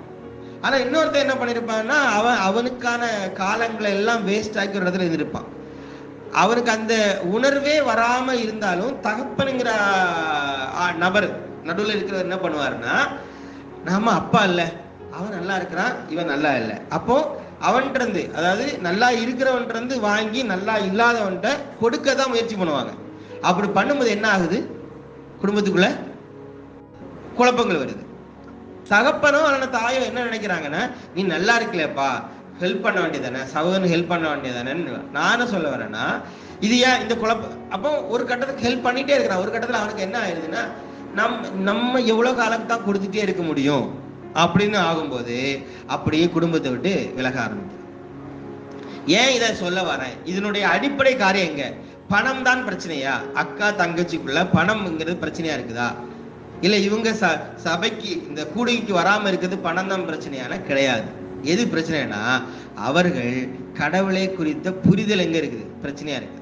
உண்மையிலே கடவுளை குறித்த புரிதல் உனக்கு சரியா இருக்குன்னா, நீ உன் தங்கச்சியை சார்ந்து இருக்க வேண்டிய அவசியம் கிடையாது. தங்கச்சி நீ தங்கச்சியோ சகோதரன்டே ஹெல்ப் கேட்கலாமா? தாராளமா கேட்கலாம். ஆனா சார்ந்து இருக்கிறது என்னது, அவன் தான் எனக்கு உதவி செய்யணும், அதன் மூலமா தான் நான் நல்லா இருக்க முடியும், என்னுடைய மைண்ட் என்ன நம்பி இருக்காம, எனக்குள் இருக்கக்கூடிய அந்த தெய்வீகத்தை நம்பாம சகோதரனை நம்ப ஆரம்பிக்கும். இதே இது நீங்க பேரண்ட்ஸ் எடுத்து பாருங்க. பேரண்ட்ஸ் என்ன பண்றாங்க, ரெண்டு பசங்க இருக்காங்கன்னா, ஒருத்தர் நல்லா இருக்கிறான் பொருளாதார ரீதியா, நான் நல்லா இருக்கேன் எதுன்னா பொருளாதார ரீதியா நல்லா இருக்கான், ஒருத்தர் பொருளாதார ரீதியா கம்மியா இருக்கிறான்னா, பேரண்ட்ஸுக்கு தெய்வீகத்தை குறித்து எந்த அடிப்படை புரிதலுமே இல்லை. அப்படி இல்லாம இருக்கும்போது என்ன ஆகும்னா, பொருளாதாரத்துல நல்லா இருக்கிறவன்ட்டு வாங்கி இவன்கிட்ட கொடுக்க தான் பார்க்கும். ஆனா உண்மையிலே கடவுளை குறிச்சு ஒரு புரிதல் அந்த அப்பாவுக்கோ அம்மாவுக்கோ இருந்தா என்ன பண்ண தெரியுமா? அமைதியா இருக்கும். செயல்படாதுன்னு சொல்லல, செயல்பட எப்படின்னு சொல்லுது, அதனால அண்ணன்ட அதாவது சகோதரன்ட வாங்கி கொடுக்க கூடாதுன்னு சொல்லல. அவன் ஏன் இப்படி இருக்கிறான்? தன்னுடைய மகன் பொருளாதார ரீதியா கஷ்டப்படுறதுக்கு இல்லைன்னா ஏதோ ஒரு விதத்துல வாழ்க்கையில அவன் எழும்பி வர முடியாத அளவுக்கு வேதனைப்படுறதுக்கு எது காரணமா இருக்கிறதுங்கிறத யாருக்கு தெரியும்னா, கடவுளை குறித்து யாருக்கு சரியான புரிதல் இருக்குதோ அந்த தகப்பனுக்கு தெரியும். அந்த தகப்பன் என்ன பண்ணுவான்னா, அதுல இருந்துதான் என்ன பண்ணுவான், கடவுளை குறித்து சரியான புரிதல் இருக்கும்போது முதலாவது இந்த மகனுடைய சிந்தை எந்த தெளிவில் இருக்குது. இவன் மகன் குடிகாரனா இருக்கிறான், குடிகாரனா இருந்து சீரழிஞ்சு வாழ்க்கை சீரழிச்சிட்டு இருக்கிறான். ஆனா அவன் என்ன பண்றான், அந்த கெட்ட பழக்கம் எதுவுமே இல்லாம இன்னொரு மகன் சம்பாதிச்சு ஒரு இடத்துல இருக்கிறான். அப்பா என்ன பண்றாருன்னா, அவனுடைய சிந்தை எந்த அளவுக்கு கரெக்டா இருக்குது அதை பார்க்காம மீண்டும் மீண்டும் பையன்றிருந்தே காசை வாங்கி கொடுத்தா, இப்போ அப்பா பையனுக்கு நல்லது செய்யறாரா இல்ல பையனை நாசமாக்குறாரா? ஹலோ, கேக்குதா? ஒரு பையன் நல்லா குடிக்கிறான், இன்னொரு பையன் நல்லா இருக்கிறான். ஐயோ அவன் கஷ்டப்படுறானே நினைச்சிட்டு அப்பா ஒரு 10,000 வாங்கி அந்த பையனுக்கு கொடுத்தா அந்த பையனுக்கு அது நல்லதை செய்தா கெட்டதை செய்யறாரா? அப்பா கெட்டதை செய்யறாரு. அப்ப என்ன மாறணும்? ஃபர்ஸ்ட் பையனுடைய சிந்தை மாறணும், அவன் சிந்தை ரீதியாக தெளிவாகணும். அதைத்தான் நம்ம பைபிள்ல என்ன சொன்னோம், உள்ளான மனுஷன் புதுப்பிக்கப்படணும், இல்லைன்னா ரட்சிக்கப்படணும், மனம் திரும்பணுங்கிற ஏரியாவை சொல்லுது. அவன் அதை செய்யணும். அந்த மனம் திரும்பாத அல்ல உள்ளான மனிதன் புதுப்பிக்கப்படாத அந்த அவன்கிட்ட போய் மீண்டும் மீண்டும் பொருளாதார காரியங்களையும் இந்த உலகத்தில் அவனுக்கு எப்படியா ஒரு வேலை வாங்கி கொடுத்துடலாம், அவனை எப்படியா சரிப்படுத்திடலான்னு இந்த சரிப்படுத்துறோன்னு சொல்லக்கூடிய காரியம் எல்லாமே அவனை என்ன கொலாப்ஸ் ஆக்குது. அப்போ அது பையனா இருக்கலாம், சகோதரனா இருக்கலாம், பெற்றோரா இருக்கலாம், இல்ல இந்த சொசைட்டியா இருக்கலாம். நாம ஒரு காரியத்தை செய்யறோம்னா எதுல எனக்கு தெளிவு இருக்கணும்னா, தெய்வீகத்தை குறித்த தெளிவு எனக்கு இருக்கணும். நான் தெய்வீகத்தை குறித்த தெளிவில் இருந்து நான் செய்யக்கூடிய காரியம் சரியா தப்பாங்கிறது ரெண்டாவது. புரியுது உங்களுக்கு? நீங்க அப்படி நினைச்சுக்கணும், நான் தெய்வீகத்தை தெளிவா இருக்கிறேன் அதனால நான் செய்யற காரியம் எல்லாம் பெர்ஃபெக்டா சரியா இருக்கும் அப்படி சொல்லவே இல்லை. இந்த சரியா இருக்கும் தப்பா இருக்குங்கிறதெல்லாம் உலகம் நியமித்து வச்சிருக்கிறது, உலகம் கொடுக்கிறது. ஆனா தெய்வீகத்தை குறித்த ஒரு தெளிவு எனக்கு இருக்கும் பொழுது நான் எடுக்கிற முடிவு எனக்கு குழப்பத்தை தராது, என்ன டிஸ்டர்ப் பண்ணாது. ஆனா இன்னைக்கு என்ன ஆகுதுன்னா, உறவுகளுக்குள்ளாக அது டிஸ்டர்பை கொடுக்குது, சிக்கலை கொடுக்குது. எடுத்த முடிவுகள் தீர்மானங்கள் எல்லாம் குழப்பத்தை கொடுக்குது, சிக்கலை கொடுக்குது, உறவுக்குள்ள விரிசல் உண்டாகுது. அது காரணம் என்னன்னா, தெய்வீகத்தை கடவுளை குறித்ததான அடிப்படை புரிதலே இல்லை. அதான் முதல்ல நான் கேட்டது, முற்பிறவில் செய்த பாவத்தின் விளைவினால, அதைத்தான் என்னது கர்மா அப்படின்னு சொல்றாங்க. கர்மாவினால தான் இப்படி பிறக்கிறாங்க. சரி, கர்மானால தானே பிறக்கிறாங்க, பின்ன எதுக்கு ஆஸ்பத்திரி போற? கர்மா தான் அப்படின்னு நினைச்சு விட வேண்டியதானே? ஏன் நீங்க ஆஸ்பத்திரி போறீங்க? கேட்பாங்களா கேட்க மாட்டாங்க? ப்ரெஷர் இருக்குது, அப்பா சின்ன வயசுல ஏதோ பாவம் பண்ணிருப்பாரு அதனாலதான் ப்ரெஷர் இருக்குது, சுகர் இருக்குது. ஸோ கர்மா, கடவுளே சபிச்சுட்டா இருப்பா, பின்ன எதுக்கு நீங்க ஆஸ்பத்திரி ப்ரெஷர் மாத்திரை எடுக்கிறீங்க, சுகர் மாத்திரை எடுக்கிறீங்கன்னு நேற்று ஒரு லைவ் மீட்டிங்ல ஒருத்தங்கிட்ட கேட்டாங்க. அவர் அவரு சப்போர்ட் பண்றாரு, நான் நம்புகிறேன். அப்போ பக்கத்துல இருக்கிற வக்கீல் ஒருத்தங்க கேட்கறாங்க, சார் உங்களுக்கு ப்ரெஷர் சுகர் இருக்குதா? அது உங்ககிட்ட சொல்ல வேண்டிய அவசியம் இல்லை. அவர் ஞானமா பேசுறாரா? உங்ககிட்ட சொல்ல வேண்டிய அவசியம் இல்லை, நான் மருத்துவர்கிட்ட சொல்றேன். நீங்க ஏன் மருத்துவர்கிட்ட சொல்ல போறீங்க? கர்மாவனாலதான் ப்ரெஷரும் சுகரும் வந்திருக்குதுன்னா அப்படி இருக்க வேண்டியதானே, ஏன் நீங்க ஆஸ்பத்திரிக்கு போறீங்க அப்படின்னு சொன்னா அவருக்கு ஹர்ட் ஆயிடுச்சு. அவர் சண்டை போட்டு இருந்தாரு. புரியுதா நான் சொல்றது? புரியுதா? இப்ப நாம என்ன நினைக்கிறோம்? அப்ப இந்த காரியத்தை குறித்து எனக்கு தெளிவில்லாம இருக்கும் பொழுது நான் எப்படி எனக்குள்ளே நானே சமாதானமா இருக்க முடியும்? கொஞ்சம் யோசிச்சு பாருங்க. நான் என்ன நினைக்கிறேன்னா, எனக்குள்ள ஹர்ட் ஆகிறது, சமாதானம் குறைவா இருக்கிறது, நான் சங்கடப்படுறது, வருத்தப்பட்டதுக்கெல்லாம் காரணம் என்னுடைய பிள்ளைகளோ, என்னுடைய பெற்றோரோ, என்னுடைய கணவரோ, மனைவியோ, மற்றவர்களோ செய்த செயல் தான் என்ன காயப்படுதுன்னு நினைக்கிறேன். கிடையாதுங்கிறேன். நான் பலகீனமா இருக்கிறேன். நான் பலகீனமா இருக்கிறதுனால, இப்போ இந்த சின்ன பிள்ளைகளை பாத்தீங்கன்னா, பலகீனமான பிள்ளைகள் என்ன சீக்கிரத்துல என்ன ஆகும்னா நோயாளிப்படும். அப்படித்தானே? நோய் எதிர்ப்பு சக்தி இல்லாத பிள்ளைகள் சீக்கிரத்துல நோய்வாய்ப்படும். சின்ன சின்ன லைட்டாக கூலிங் ஆன போதும் ஜலதோஷம் வந்துடுது, வெயில் அடித்தா இருமல் வந்துடுது, தலைவலி வந்துடுது, உடனே ஆஸ்பத்திரிக்கு கொண்டு போகிறாங்க. ஏன்னா நோய் எதிர்ப்பு சக்தி இல்லை. ஸோ நோய் எதிர்ப்பு சக்தி அந்த குழந்தையினோட சரீரத்தில் இருக்கும் பொழுது வியாதி வராதுன்னு சொல்லலை. வியாதி வந்தாலும் அந்த நோய் எதிர்ப்பு சக்தி இருக்கிறதுனால அது ஃபைட் பண்ணி என்ன பண்ணுது, உடம்ப பழைய நிலைக்கு நேராக கொண்டு வருது. இப்போ நான் நோய் எதிர்ப்பு சக்தி எனக்குள்ள இருக்கும் பட்சத்தில் என்னுடைய மனதில் எழும்புகிற என்னுடைய மனதில் பல்வேறு கேள்விகள் வருது, குழப்பங்கள் வருது, சந்தேகங்கள் வருது, மனத்தாங்கல்கள் வருது, காயம் வருது. இதெல்லாம் நோயின்னு வச்சுக்கோங்களேன். சரீரத்தில் ஒரு வியாதி வந்துச்சுன்னா, சரீரத்தில் ஒரு பலகீனம் வந்துச்சுன்னா வியாதின்னு சொல்றோம். மனசுல என்ன வருது, டென்ஷன் ஆகுது, ப்ரெஷர் ஆகுது, கோபம் வருது, இல்ல மனத்தாங்கல் வருது, மனசு காயப்படுது. ஒரு ஆள் பேசின காயம் மனசுக்குள்ளே ஆறாம 10 வருஷம் 15 வருஷம் மனசுக்குள்ளேயே இருக்கும். இல்ல ஒரு ஆள் செஞ்ச செயல் மனசுக்குள்ளேயே இருந்து குறைஞ்சிட்டே நடக்கும். உண்மையில அது ஒரு நாளும் நமக்கு ஒரு நிம்மதியான ஒரு இளைப்பான் வாழ்வு தரவே தராது. தருகிறதாக எண்ணிக்கொள்றோம். எனக்கு யார் மேல எந்த கசப்பும் இல்லை, நான் ரொம்ப ஃப்ரீயா இருக்கிறேன் அப்படின்னு நான் சொல்லிட்டு இருக்கலாம். ஆனா பர்டிகுலர் நபர் இப்படி பேசிட்டாரு, இல்லைன்னா இந்த நபர் இப்படி சொல்லிட்டாரு, இல்லைன்னா அந்த சொன்ன நபரை பல வருடங்கள் கழித்து பார்த்தாலே இங்கே மனசு காயப்பட்டுருது. ஏன் இப்படிப்பட்ட நிலை வருதுன்னா, சரீரத்தில் வரக்கூடிய வியாதியை எதிர்கொள்ளக்கூடிய நோய் எதிர்ப்பு சக்தி இல்லாததுனாலதான் அந்த வியாதி என்ன பண்ணுது, சரீரத்தை மேற்கொள்ளுது. அப்படித்தானே? புரியுதா நான் சொல்றது? நோய் எதிர்ப்பு சக்தி இருந்தா எனக்கு வியாதியை குறித்து கவலைப்படணுமா? நோய் எதிர்ப்பு சக்தி இருக்கிறதுனால வியாதியை வராதுன்னு சொன்னேன்னா அப்படி கிடையாது. நோய் எதிர்ப்பு சக்தி இருக்கிறதுனால எந்த வியாதிகளும் உனக்கு வந்தாலும் அது ஃபைட் பண்ணி சரீரம் பழைய நிலைமைக்கு வந்துடும். அதுதான் சரீரத்தினுடைய படைப்பு. நோய் எதிர்ப்பு சக்தி இருக்கிறதுனால உனக்கு இருமலே வராது, தும்மலே வராது, ஜலதோஷமே வராது, சளி பிரச்சனையே வராதுன்னு சொல்லல. இது எல்லாம் நம்முடைய சரீரம், இந்த நாம இருக்கக்கூடிய சுற்றுப்புற சூழல்கள், இயற்கையினுடைய அமைப்பு, இந்த ஐம்பூதங்கள் நீர் நிலம் காற்று ஆகாயம் நெருப்பு, இந்த ஐம்பூதங்களுடைய தன்மைகள், இதெல்லாம் சரீரத்தில் பல்வேறு விளைவுகளை கொண்டு வருது. என்ன விளைவுகள் கொண்டு வந்தாலும் நோய் எதிர்ப்பு சக்தி எனக்கு இருக்கும் பட்சத்துல என்னுடைய சரீரம் எல்லாவற்றையும் என்ன பண்ணுது, மேற்கொள்ளுது. சோ அப்படி சரீரத்தை மேற்கொள்ளக்கூடிய நோய் எதிர்ப்பு சக்தி இயற்கையாகவே என் சரீரத்திற்குள்ள இருக்குது. அதே மாதிரி என்னுடைய ஆத்துமா, என்னுடைய மனசுல கவலையே வராது, கஷ்டமே வராது, மனத்தாங்களே வராதுங்கிற ஏரியாக்குள்ள நான் போய் ஒரு ஃபார்முலா சொல்லி வைக்கல. ஆமா, ஆவிக்குரியவருக்கு இது எதுவுமே வராத நிலை என்ற ஒன்றும் இருக்கிறது, வரவே வராது என்று சொல்லி ஒரு ஆவிக்குரியவன் இப்படிதான்ப்பா அப்படின்னு அடையாளப்படுத்தி நான் வைக்கல.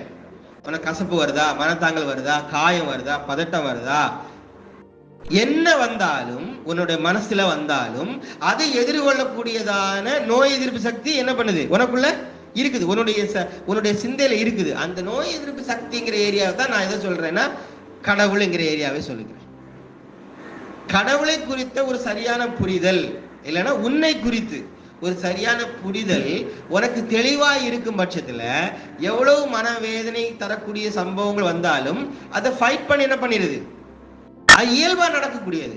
இப்போ என் சரீரத்துல ஒரு இருமல் வந்துச்சுன்னா நோய் எதிர்ப்பு சக்தி எனக்குள்ள இருக்குன்னு வைங்களேன், அது என்ன பண்ணும், நானே நோய் எதிர்ப்பு சக்தி எனக்குள்ள இருக்குது, இப்பொழுது ஃபைட் பண்ணி அந்த காய்ச்சல் வெளியே தழுவதாக அப்படி சொல்லி நடக்குதா, தானா நடக்குதா? தானா நடக்குது. அப்ப நீ என்ன பண்ணணும், நீ சும்மா இருந்தா போதும், நல்லா இருப்ப. நீ போய் நின்று ஆஸ்பத்திரியில போய் இன்ஜெக்ஷனை போட்டு அந்த நோய் எதிர்ப்பு சக்தி என்ன பண்ணிடாத, இல்லாம ஆக்கிறாத.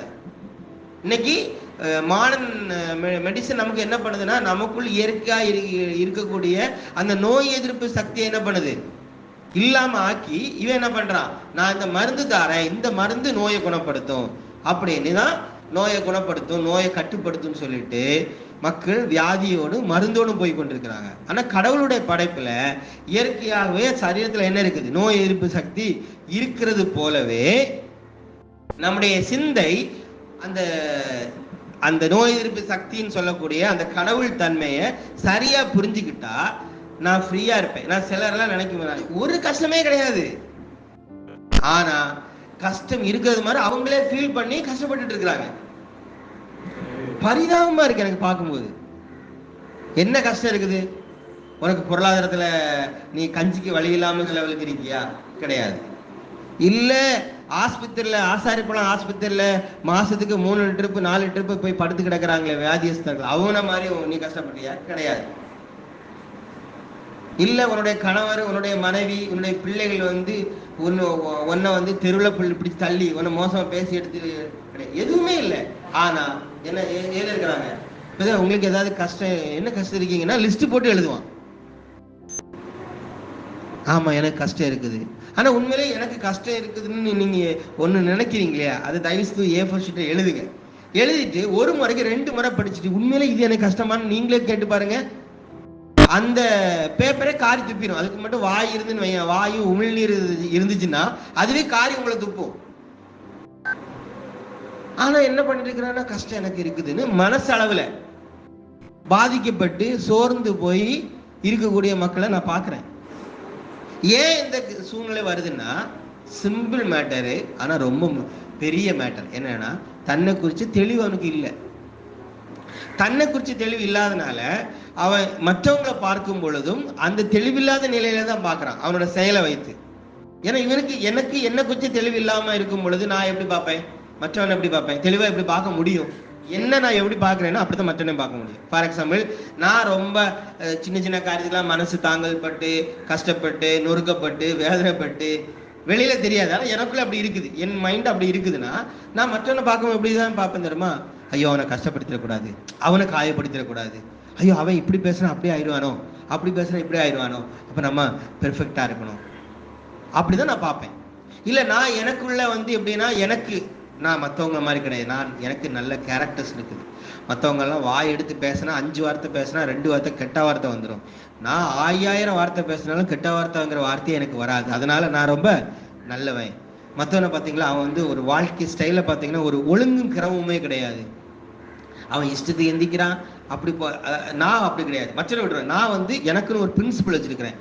காலையில் 6 மணிக்கு எந்திப்பேன், வாக்கிங் போவேன், இல்லை என் வீட்டு வேலை செய்வேன், பர்ஃபெக்டா இருக்கேன், கரெக்டா டைம் கால்குலேட் பண்ணி கரெக்டா என் லைஃப்பை நடத்துறேன். இதெல்லாம் தப்பு கிடையாது. ஆனா இதுதான் ஒழுங்கு, இதுதான் சரின்னு சொல்லிட்டு நான் என்ன நானே தீர்மானிக்கும் போது எதிர்நிலையில சகோதரனை பார்ப்பேன், அவன் நேர் எதிரா இருப்பான். நான் காலையில 6 மணிக்கு எந்திக்கிறதே வருத்தத்துல தான் இருப்பேன். ஐயோ 6 மணிக்கெல்லாம் எந்திக்கிறோம், ஆக்சுவலா 4 மணிக்கே எந்திக்கணும், ஏன்னா சயின்ஸ் மருத்துவம் அப்படிதான் சொல்லுது. அது 4 மணிக்கு எந்திக்கிறவன் தான் நல்ல மனுஷன், நல்ல மனிதன் அப்படின்னு மனசுக்குள்ள நான் பிக்ஸ் பண்ணி வச்சுக்கும் போது என் பார்வையில 9 மணிக்கு எந்திக்கிறவன் எப்படிதான் பார்ப்பேன், மகாபாவியை தான் பார்ப்பேன். நான் வந்து மற்ற காரியங்கள்லாம் செய்யறதே கிடையாது. மற்றவன மாதிரிலாம் நான் வந்து போய் எல்லாட்டையும் கடன் வாங்கிட்டு பேசிட்டு, நான் வந்து நான் சம்பாதிக்கிறேன், நான் உழைக்கிறேன், என்னுடைய சம்பாத்தியம் என் உரிமை, நான் யார்கிட்டையும் வாங்க மாட்டேன். அதுதான் யார்கிட்டையும் வாங்க மாட்டேன். ஓகே, சந்தோஷம், நல்ல காரியம்தான். ஆனா அதுதான் என்னுடைய குவாலிஃபிகேஷன். நல்லவன்னா யாரு தெரியுமா? நான் யார்கிட்டையும் கடன் வாங்காதவனும் தன்னுடைய உழைப்பை நம்பி மாத்திரமே ஜீவித்து அப்படியே எடுத்துக்கொள்ளப்படுகிறவன் தான் நல்லவன் நினைச்சிட்டு இருக்கும்போது, எதிர்நிலையில ஒருத்தன் 10 ரூபா கேட்டா கூட இவனுக்கு எப்படிதான் தெரியும், கொடுத்துருவான். 10 ரூபா கேட்டா ஏன்னா இவன் நல்லவன் பார்த்தீங்களா, 10 ரூபாய்க்கு 100 ரூபா கொடுத்துருவான். ஆனா அவனை எப்படி இடப்படுவான்னா மோசமானவன் இடப்படுவான், நல்லவன் கிடையாது. பாரு, ஒழுங்கா வேலையை போண்டிதானே, அப்படியே ஒரு ஆள்கிட்டே கேட்டே இருக்கிறான். இந்த வேலை இல்லையா, நஷ்டம், அதுல இன்னொரு வேலையை பார்த்து போக வேண்டியதானே, இப்படிலாம் கேட்க கூடாதுங்க அப்படின்னு ஊருக்கு பஞ்சாயத்து பேசிட்டு இருப்பான். இப்படி நீதி நியாய பிரமாணத்தை மனசுல வச்சு ஒருத்தர் நினைக்கிறான் பாத்தீங்களா, இவன் மற்றவன் எப்படிதான் பார்ப்பான், அப்படிதான் பார்ப்பான். அப்படி பார்க்கும் பொழுது கொஞ்சம் யோசிச்சு பாருங்க, ஒவ்வொரு ஆளையும் இப்படி அளவீடு வச்சு பார்த்துட்டு இருக்கும் பொழுது முடியுமா? முடியாது. ஏன்னா அவன் பழகுனால எப்படிதான் எதுதான் மைண்ட்ல வந்து நிற்கும், அவனுடைய நல்லது கெட்டதான் வந்து நிற்கும். இல்லையே இவன் சரியில்லையே, இவன் பேச்சு சரியில்லையே, எல்லாம் அளந்துட்டே இருப்பேன். பிரசாத் கூட நான் பேசிட்டு இருக்கிறேன்னா அவன் பேசுகிற ஒவ்வொரு வார்த்தையிலிருந்தும் ஒவ்வொரு காரியத்திலும் அளந்து ஸ்கேல் மார்க் போட்டுட்டே இருக்கு. சரி, மார்க் போடுறதுனால அவனுக்கு எதாவது லாபம் வரணும்னா அவனுக்கு அதுல ஒண்ணுமே கிடையாது. இவனுக்கு அது ஹேட் ஆகும். எப்ப ஹேட் ஆகும்னா சூழ்நிலைகள் வரும் பொழுது ஹேட் ஆகும். அப்ப ஏன் இந்த குழப்பங்கள் வருது, ஏன் இந்த ஹேர்ட் ஆகிறது, மனசு தாங்கல் அடைகிறது, கவலைப்படுறது, குடும்பம் என்கிற உறவை விட்டு பிரிந்து செல்லக்கூடிய காரியங்கள் ஏன் வருதுன்னா ஒரே ஒரு பாயிண்ட் என்னது, தெய்வீகத்தை குறித்து கடவுளை குறித்து என்ன இல்லை, சரியான தெளிவு இல்லை. அதைத்தான் திரும்ப நம்ம வந்து அந்த தெளிவை தான் நான் புரிஞ்சுக்கணும், அதை தான் நம்ம டிஸ்கஸ் பண்ணுவோம், அதை தான் நம்ம பேசணும். ஏன் திரும்ப திரும்ப நான் பேசணுங்கிற காரியத்தை நான் சொல்ல வர்றேன்னா இதுக்கு தான். அந்த தெய்வீகத்தை குறித்து தெளிவு அந்த நான் இந்த நாள் ஸ்கூல்ல போய் பேசினார்ல, அவர் வந்து சொல்றாரு, என்ன சொல்றாரு, நம்ம முன்னோர்கள் சித்தர்கள் எல்லாரும் முட்டாள்கள் இல்லை, அவங்க எல்லாருமே பல லட்சக்கணக்கான மந்திரங்களை எழுதி வச்சுட்டு போனாங்க. அந்த மந்திர ஓலைச்சுவடி எல்லாம் ஆங்கிலேயர்கள் வந்து எல்லாம் அழிச்சிட்டாங்க. அந்த மந்திரங்கள் மட்டும் இருந்துன்னா நீங்க அப்படியே என்ன பண்ணிடலாம், இங்க இருந்து சிங்கப்பூருக்கு பறந்து போயிடலாம். அந்த மந்திரத்தை சொன்னீங்கன்னா வானத்துல இருந்து அக்கினி வந்துடும், அந்த மந்திரத்தை சொன்னா மழை பெய்யும் அப்படின்னு அவர் சொல்றாரு. அப்படியே நீங்க இங்க வாங்க, கிறிஸ்தவத்துல வாங்க. அவன் பாவம் புண்ணியம் அதை நான் சொல்லிக் கொடுக்கணும், அதுக்குதான் நான் அழைக்கப்பட்டிருக்கேன் அவன் சொல்றான். இங்க நம்ம என்ன சொல்றோம், கிறிஸ்தவத்துல பாவத்தை குறித்தும் பரிசுத்தத்தை குறித்தும் கண்டித்து உணர்த்தவே ஏன் நானும் வந்திருக்கிறேன், நான் மக்கள் அதை சொல்லி மக்களை நல்வழிப்படுத்த தான் கர்த்தரை அழைச்சிருக்கிறான்னு இவனும் சொல்றான். அவன் என்ன சொல்றான், பாவத்தினால முற்பிறவில செய்த கர்மாவினாலதான் இந்த பிறவில குருடர்கள் பிறக்கிறாங்க அப்படின்னு அந்த ஹிந்து ஸ்லோகங்கள் சொல்றதாக வேதங்கள் சொல்றதாக சொல்றான்.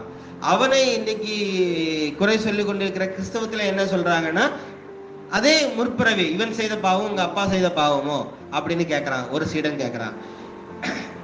பல்வேறு வேதத்துல பல்வேறு இடத்துல பாத்தீங்கன்னா செய்த பாவத்தின் விளைவினால் உண்டான சாபத்தினாலதான் இந்த குருடர் செவிடர் எல்லாம் பிறக்கிறாங்க அப்படிங்கிற ஒரு காரியம் வேதாகமத்துல இருக்குது. அப்ப எல்லாமே ஒரு ஏரியா தான் வந்து நிக்குது. ஹிந்துவா இருந்தாலும் முஸ்லிமா இருந்தாலும் கிறிஸ்தவனா இருந்தாலும் கடவுளை குறித்து வெவ்வேறு வார்த்தைகளை சொன்னாலும் அவங்க ஒரு மையப்புள்ளியில போய் தான் நிற்கிறாங்க. அவன் பாவம் புண்ணியம்னு சொல்றான், இவன் பாவம் பரிசுத்தம்னு சொல்றான், அவன் கடவுளை குறித்து ஒரு காரியத்தை சொல்றான், இவனும் கடவுளை குறித்து ஒரு காரியத்தை சொல்றான், அவன் மறுமையின் வாழ்வை குறித்து சொல்றான், இவன் நித்திய வாழ்வுன்னு ஒண்ணு சொல்றான். அப்படிதானே? இந்த உலகத்துல இவ்வளோ கஷ்டங்கள் ஏன் பாடுறோம் தெரியுமா? நமக்காக ஒரு நித்திய வாழ்வு வந்து வைக்கப்பட்டு இருக்கிறது.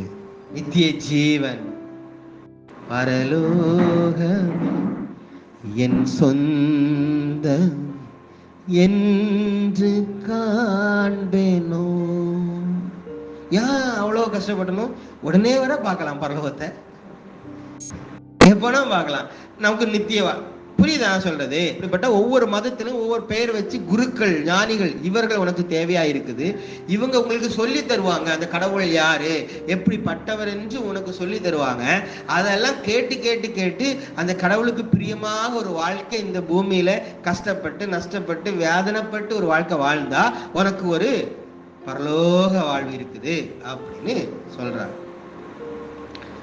ஆனா உண்மையிலே அதுதானா அப்படின்னு கேட்டா, அந்த இவ்வளவு நான் சொன்னேன் இது எல்லாமே ஒரு டைம்ல என்னுடைய நம்பிக்கையும் அதுவாக தான் இருந்தது. அந்த ஏரியால இருந்து நான் வெளியில வந்துட்டேன் அப்படின்னா அதுக்கு அர்த்தம் என்னன்னா அதெல்லாம் தவறு.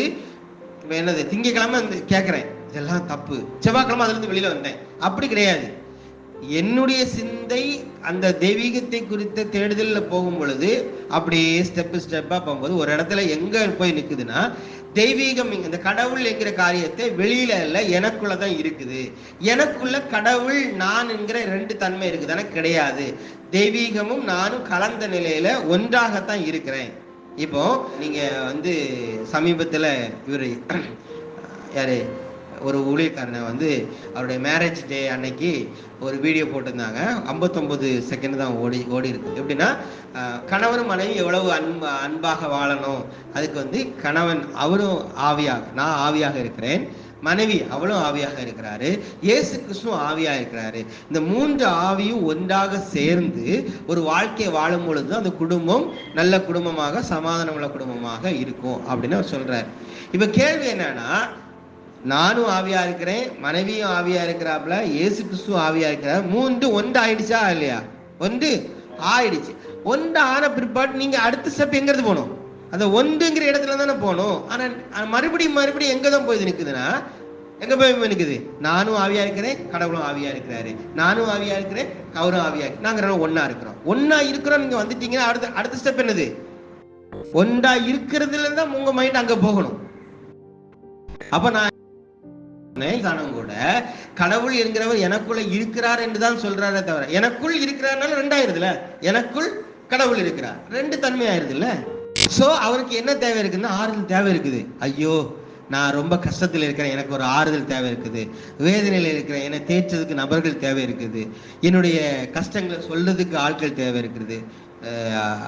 கடவுள் தேவை இருக்கிறாரு. ஸோ இவன் ஆறுதலை தேடி எல்லா பிரச்சனையிலையும் கடவுளை தேடி வெளியில தான் போறான். ஆனா சொல்றது என்னது? கடவுள் உள்ள இருக்கிறாரு. புரியுதா நான் சொல்றது?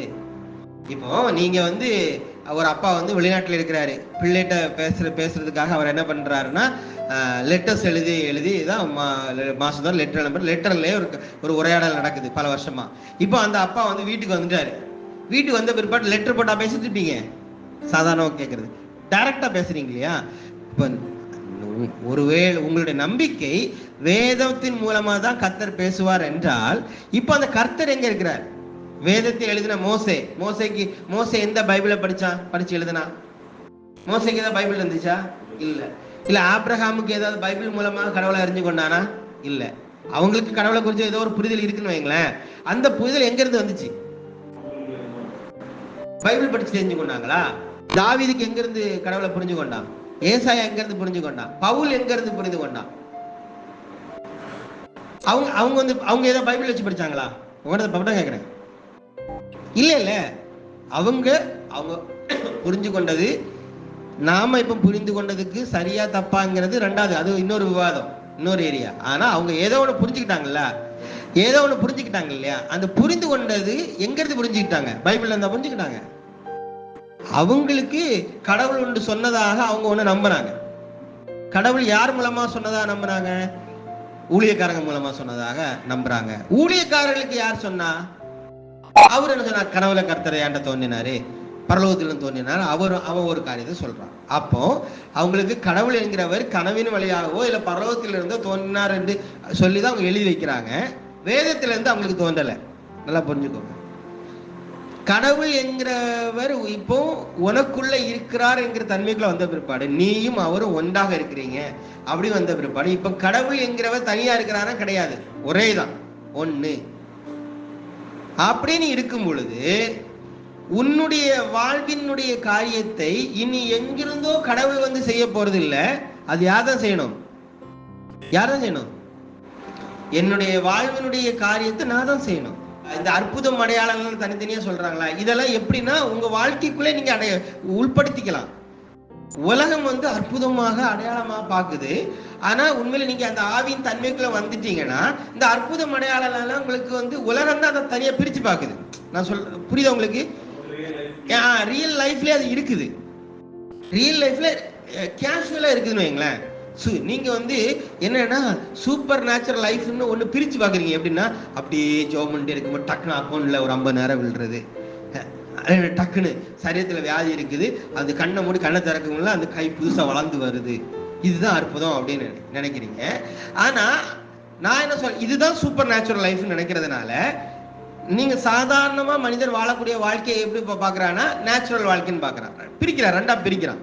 இதுதான் சூப்பர் நேச்சுரல். அப்போ சாதாரணமா அவன் வாழக்கூடிய வாழ்க்கை அவனுக்கு விருப்பம் இல்லை, சூப்பர் நேச்சுரலா வாழணும்னு விருப்பப்படுறதுனால அதற்காக என்ன செய்யணும்னு நினைச்சு பல்வேறு, ஏன்னா மனசோட மைண்ட் இருக்கு பாத்தீங்களா, மைண்ட் அப்படி யோசிச்சே இருக்கும். இந்த ஒரு பிசினஸ், எம்எல்எம் பிசினஸ்ல எல்லாம் பைசா போடுவாங்க, 1 லட்ச ரூபா போடுவாங்க. அவங்க என்ன சொல்லுவாங்க?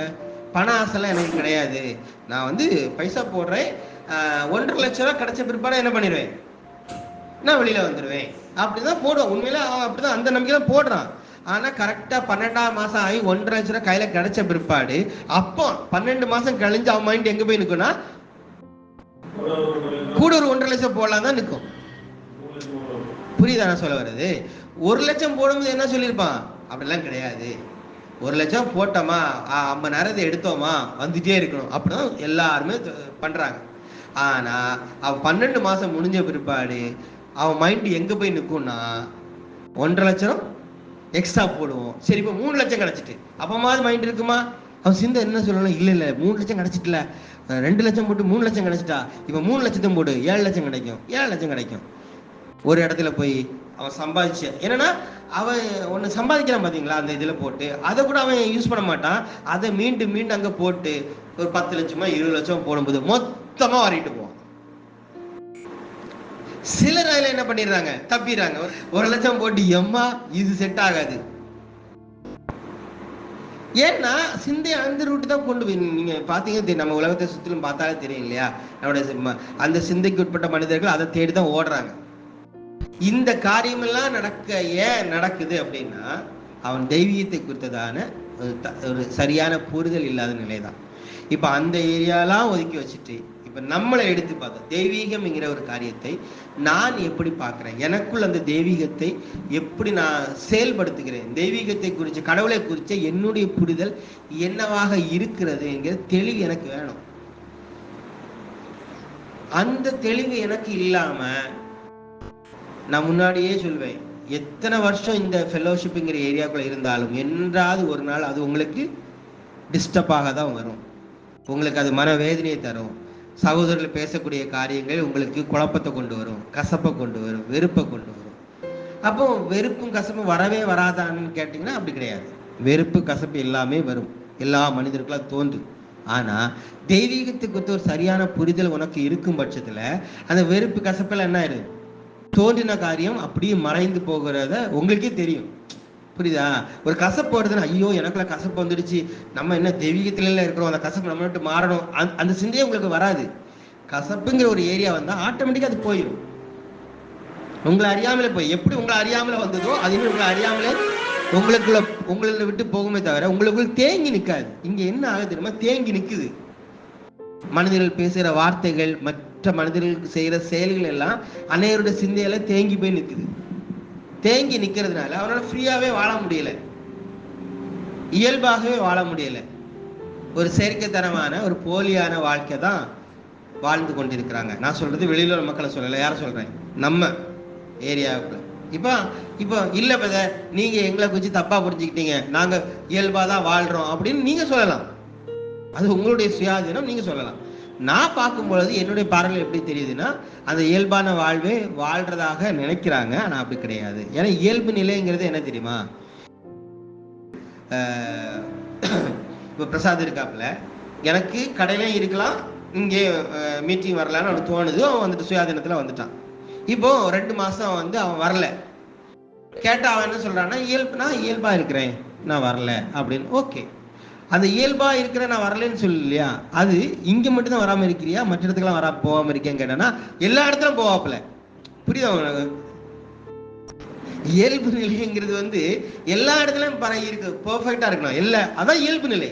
நான் உண்மையாக இருக்கிறேன்னா, நானா தான் இருக்கிறேன்னா, அந்த செயல்பாடுங்கிறது பர்டிகுலர் ஒரு ஏரியால மட்டும் செயல்படுகிறது இல்லை, எல்லா ஏரியாலும் அது கரெக்டா மூவ் ஆகும். அது உங்களுக்கே தெரியும். இதை வந்து நீ இயல்பு நிலை இல்லை இல்லைன்னு நான் வந்து உங்களை கை நீட்டி நான் பேச முடியாது.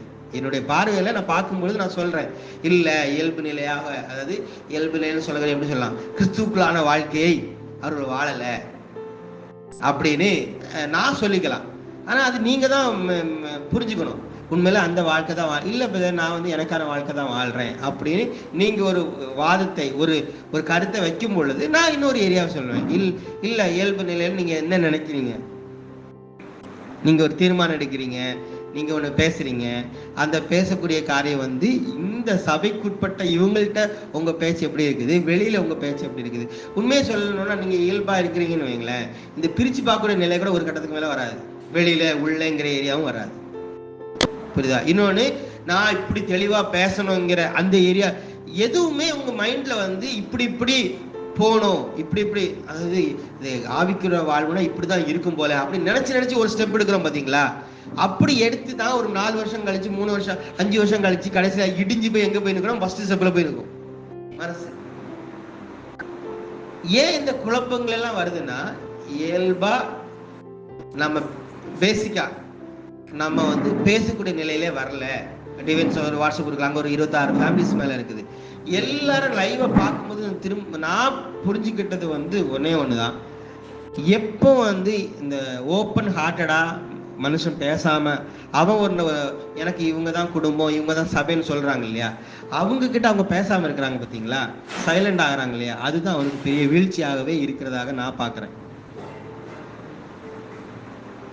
ஏன்னா உண்மையிலே நீ வந்து பேசாம அங்க மட்டும் தான் இருக்கியா, எல்லா இடத்துலயும் இருக்கிறாங்கிட்ட கிடையாது. நீ இங்க மட்டும் தான் பேசாம இருக்கிற, மீது எல்லா இடத்துலயும் நீ என்ன பண்ற, நல்லா பேசுற. ஸோ நீ நான் இயல்பா தானே. ஏன்டா அன்னைக்கு நம்ம ஒரு ஆளு சொன்னாங்க, நீங்க இப்படி சொல்றீங்க, ஆனா நான் இயல்பா தானே இருக்கிறேன் எல்லா டைம். இல்ல, இப்ப நீ இயல்பு நிலை என்ன நினைச்சிட்டு இருக்கிற? இங்க பேசி ஆகணும்னு நான் கட்டாயப்படுத்தல, ஆனா இங்க உனக்கு ஸ்டக் ஆகுது பாரு. ஆத்மாத்மா தெய்வீகத்தின் உறவுக்குள்ளாக இருந்து ஏன் என்னால பேச முடியலன்னா, எனக்குள்ள என்ன இருக்குது, வெளிப்படுத்த மற்றவங்கள்ட்ட என்னை நான் உண்மையாக நம்புறேன்னு சொல்றேன் பாத்தீங்களா, அந்த தெய்வீக உறவிட்ட வெளிப்படுத்த முடியாத ஒரு இருளான பகுதி எனக்குள்ள இருக்குது. தெளிவா நான் சொல்றேன், ஒரு இருள் எனக்குள்ள இருக்கிறதுனாலதான் அதை நான் மறைச்சிக்கிறேன். மறைக்கிறதுனா நான் இது இருள்னு சொல்லும் போது என்ன ஆயிடுதுன்னா, ஓஹோ நம்ம ஃபார் எக்ஸாம்பிள் நான் ஒரு தப்பு பண்றேன்னு வைங்களேன், அந்த தப்பை தான் இவன் இருள்னு சொன்னா, தப்பை இருள்னு சொல்லவே இல்லை, நீ தப்புன்னு சொல்ற இல்லையா.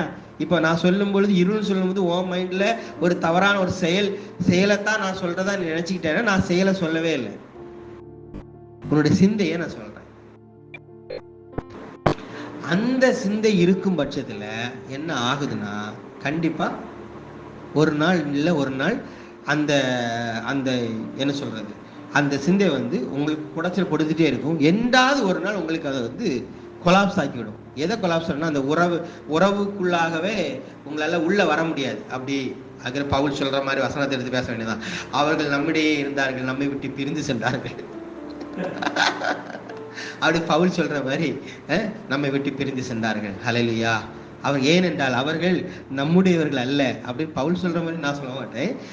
எல்லாரும் நம்முடையவர்கள் தான். ஆனா சிந்தையில என்ன பண்ணிட்டாங்க, அவங்க பிரிஞ்சு நிற்கிறாங்கன்னா, அவங்க கடவுள் மனிதனை பார்த்து சொன்னதாக ஒரு வசனம் இருக்குது. எப்படின்னா, ஏசாயா தீர்க்கதரிசி மூலமா இருக்குது, உங்களுக்கும் எனக்கும் நடுவே உங்கள் அக்கிரமங்களே பாவச்சுவரை கொண்டு தடையாக இருக்கிறது.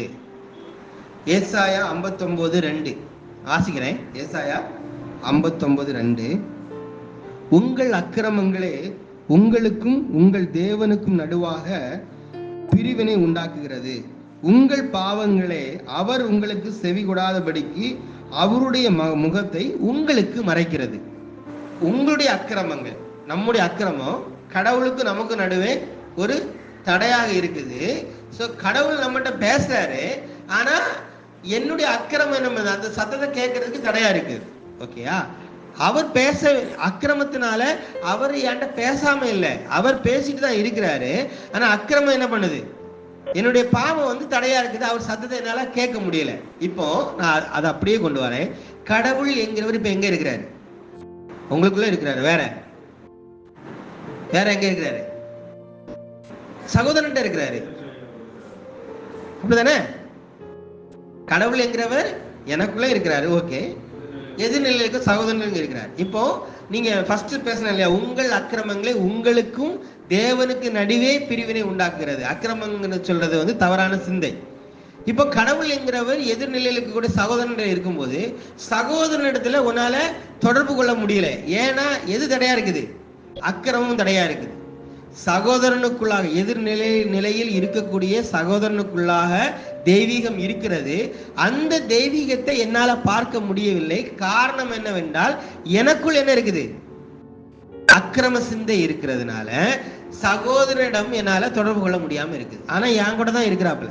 கடவுள் என்னை விட்டு பிரிஞ்சிருக்கிறாரா, கடவுள் என்ன விட்டு பிரிஞ்சிருக்கு இல்ல, சகோதரன் என்ன விட்டு பிரிஞ்சிருக்கிறானா, அது நீங்க தான் சொல்லணும். நீங்க மத்தவங்கிட்ட பிரிஞ்சிருக்கீங்களா இல்லையாங்க உங்களுக்கு தானே தெரியும். நான் என்ன வச்சு பேசுறேன், என்னுடைய இப்போ இருக்கிற அறிவுக்கு உட்பட்டு நான் என்னுடைய சகோதரர்கள் என்று சொல்லக்கூடியவங்களை விட்டு சிந்தை ரீதியாக பிரிஞ்சு நிற்கல. ஆனா நான் அவங்கள்ட்ட இருந்து பிரிஞ்சு நிக்கல, ஆனா அவர்களுக்கு நான் பிரிந்து நிற்கிறதை போன்று தெரிய காரணம் என்னன்னா, ஒருவேளை அவங்களுக்கு நான் பகையாளியாக இல்ல எதிராளியாக தெரிய காரணம் என்னன்னா, அவனுக்குள் இருக்கக்கூடிய சிந்தை தான் தடையா இருக்குது.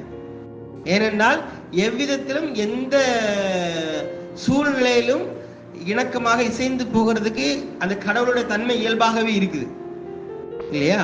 ஆனா எதிர்நிலையில் இருக்கக்கூடிய சகோதரனுக்கு கடவுளை குறிச்ச புரிதல் தவறா இருக்கிறது. அதுதான் அக்கிரமம். பாவம்னா வேற ஒண்ணும் கிடையாது, கடவுளை குறித்ததான தெய்வீகத்தை குறித்ததான தவறான புரிதல். ஓகேயா, அதுதான் அக்கிரமம். இப்ப நீங்க தெய்வீகம் எங்க இருக்குது, சகோதரர்கள் இருக்குது. சகோதரனை குறித்ததான தவறான புரிதல் என்ன ஆயிருது? சகோதரனோடு தொடர்பு கொள்வதற்கு தடையா இருக்குது.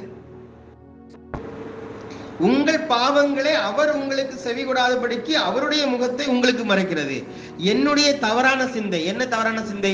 சகோதரனை குறித்த தவறான சிந்தை. சகோதரனை குறித்த என்ன தவறான சிந்தை? சகோதரனை குறித்த அந்த தெய்வீக சிந்தை இருக்கு பார்த்தீங்களா? சகோதரனுக்குள்ள தெய்வீகம் இருக்கு இல்லையா? அதை குறித்ததான ஒரு தவறான சிந்தை எனக்கு இருக்கிறதுனால நான் அந்த சகோதரனை தரிசிப்பதற்கும் அந்த சகோதரனுடைய பேசுவதற்கும் உறவு கொள்வதற்கும் தடையா இருக்கிறது. இன்னும் சொல்ல போனா என்னுடைய மாம்ச சிந்தை, என்னுடைய தவறான சிந்தை சகோதரனை குறித்ததான அந்த தெய்வீகத்தை குறித்த, சகோதரனுக்குள்ள இருக்கக்கூடிய அந்த தெய்வீக சிந்தையை குறித்த, சகோதரனுக்குள்ள இருக்கக்கூடிய இயல்பு நிலையை குறித்ததான ஒரு தவறான புரிதல் எனக்கு இருக்கிறதுனால அவனுடைய முகம் எனக்கு மறைவாக இருக்குது. எனக்கு இப்படி மறைவாக இருக்கும் பொழுது பிரச்சனை யாருக்கு? எனக்கு அவனுக்கா? எனக்கு தான் பிரச்சனை. நான் என்ன பண்றேன்? ஒவ்வொருவரையும் அப்படி பாக்குறேன். எனக்கு கடவுளை குறித்த புரிதல் தவறாக இருக்கிறதுனால சகோதரர்கள் எல்லாரும் எனக்கு தவறாக தெரியுறாங்க. ஒரு கட்டத்துல என்ன ஆயிடுதுன்னா, எனக்கு யாருமே இல்லை, நான் தனியா இருக்கிறேன், நான் கஷ்டப்படுறேன், நான் உண்டு என் வேலை உண்டு. இந்த டைலாக் எல்லாம் வயலேந்து வரும். நான் உண்டு என் வேலை உண்டுன்னு இருப்பேன், நான் இனி யார்கிட்டையும் பேச மாட்டேன், நான் யார்கிட்டையும் பழக மாட்டேன் அப்படின்னு டைலாக் எல்லாம் தத்துவங்களா வரும். ஆமா, தத்துவங்களா வருது. ஏன் வருதுன்னா, இவன் என்ன நினைக்கிறான்னா சகோதரன் தான் பிரச்சனை நினைக்கிறான். கிடையவே கிடையாது. உண்மையிலே நீ நினைக்கிற மாதிரி சகோதரனே பிரச்சனையா இருந்தா கூட அது உனக்கு பிரச்சனை கிடையாது. தெய்வீகத்தை குறித்த சரியான புரிதல் உனக்கு இருக்கும் பொழுது, எப்ப பிரச்சனை கிடையாதுன்னா உனக்கு இருக்கும் பொழுது, உனக்கு அந்த தெய்வீகத்தை குறித்ததான ஒரு புரிதல் சரியாக இருக்கும் பட்சத்துல அவனுடைய சகோதரர்களுடைய நிலைகள், அவன் பேசுறது, அவனுடைய செயல்கள், அவனுடைய என்ன சொல்றது, அவனுடைய வாழ்க்கை முறைகள் எல்லாவற்றையும் உன்னால புரிஞ்சுக்க முடியும். அவன் ஏன் இப்படி பேசுறான், அவன் ஏன் இப்படி கோவப்படுறான், அவன் ஏன் அன்னைக்கு அப்படி பேசினான், அவன் ஏன் இப்படி மோசமா செஞ்சிட்டு இருக்கிறான், எல்லாவற்றையும் உன்னால புரிஞ்சுக்க முடியும். அந்த புரிதல் உனக்குள்ள வரும் பொழுது அந்த தெய்வீக அன்பிலிருந்து நீ செயல்பட ஆரம்பிப்ப. அது நீ அந்த செயல்பாடுங்கிறது அந்த நேரத்துல உனக்கு தோணக்கூடிய காரியம். அந்த நேரத்துல உனக்குள்ள இருக்கக்கூடிய அந்த தெய்வீக தன்மை பேசணும்னா பேச வைக்கும், இல்லைன்னா பேச வேண்டாம் அமைதியா இருன்னா அமைதியா இருக்க வைக்கும். அது அவரவரை பொறுத்து. அப்ப இங்க முக்கியமான காரியம் என்னன்னா, தெய்வீகத்தை குறித்ததான ஒரு சரியான புரிதல் நமக்கு இருக்குதா? அந்த புரிதல் தான் நமக்கு வேணும். அதைத்தான் நம்ம பேசணும்னு நினைக்கிறோம். அதையும் பேசலாம் ஒரு நாட்கள். தேங்க்யூ.